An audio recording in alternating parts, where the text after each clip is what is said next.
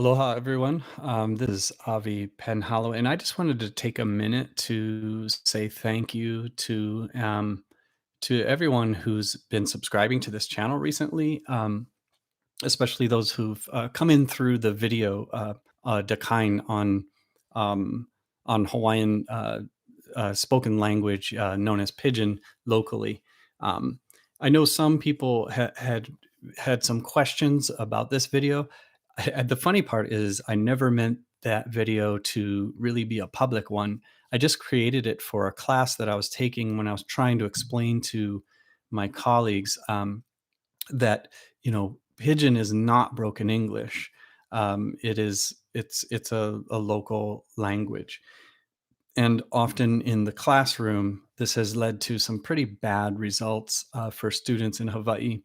Um, and and so I wanted to try to break through some of those language ideologies and provide a space to talk about what it is and what it isn't. So it wasn't really meant to be a video like for mass consumption and all that kind of stuff, but I do appreciate all the people that have jumped on and put some comments about the video.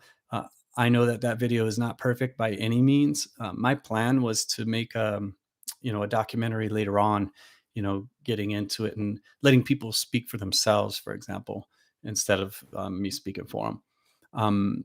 But that was really just an assignment that I had. But then all of a sudden, in the last few weeks or so that video is like started blowing up all over the place. So I just wanted to take a minute um, to kind of explain myself and what was my interest in doing it. So I went to Hawaii about 4.5 years ago to teach in a Hawaiian focused charter school out in Waianae, and it was the one of the best experiences of my life. Met the best people, honestly, I've ever met, and my heart is still there. But I had to come to the mainland, the continental United States, to finish my PhD work. But I know that the all the stuff in that video is not perfect and that sort of thing. So I just wanted to say mahalo to everyone who stopped by, and then I also wanted to mention that my work is not done, because one of the main things that I care about is decolonizing education in Hawaii. Now that might sound funny coming from a haole, uh, but I've seen, firsthand with my own eyes, um, the bad effects of westernized education, and what it's done in the islands.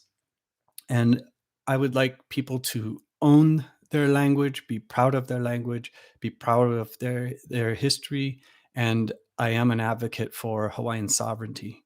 Um, and with that said, I'm going to be continuing to work on these things. So you'll notice, like, this channel is not like well constructed, but there's lots of other videos that I've created that have to do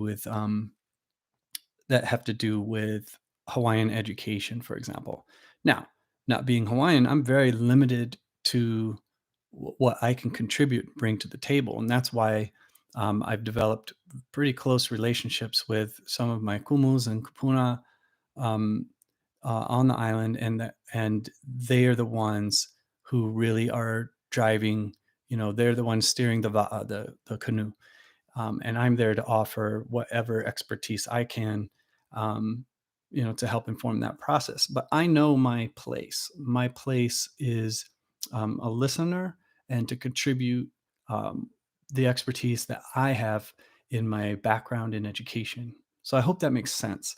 Um, and I really appreciate all the comments that have been coming through on um, the Kine video, because it's kind of a sensitive issue to have some outsider, talking about, your language, and I want to make sure that you understand that it is with the utmost respect that I approach that subject. So of course mistakes are going to be made, um, but I think that you could tell that my intention, you know, is pono, that I am fully engaged and present.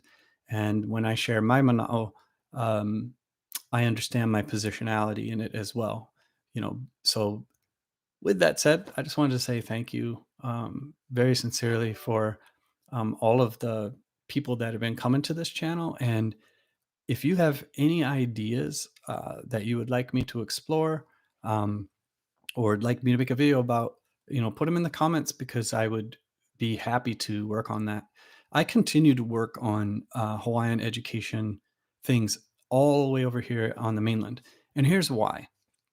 Um, Many people have been forced to actually leave their own land because of the colonization and occupation, and people can't even afford to live where they're at. So, many of you know that Las Vegas is considered like the ninth island, right? There's a large Kanaka Hawaiian population in Las Vegas and other parts of the US. And I still feel that Hawaiian culture based education belongs wherever the population is. And people need to be informed. And I also think that Hawaiian culture based education is also necessary to educate people right here in the United States so they can learn the real history, right, of what happened in the islands and become allies in decolonization.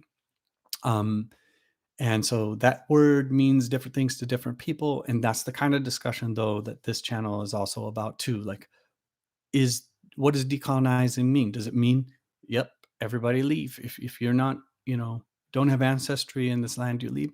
That's a conversation I think needs to be had.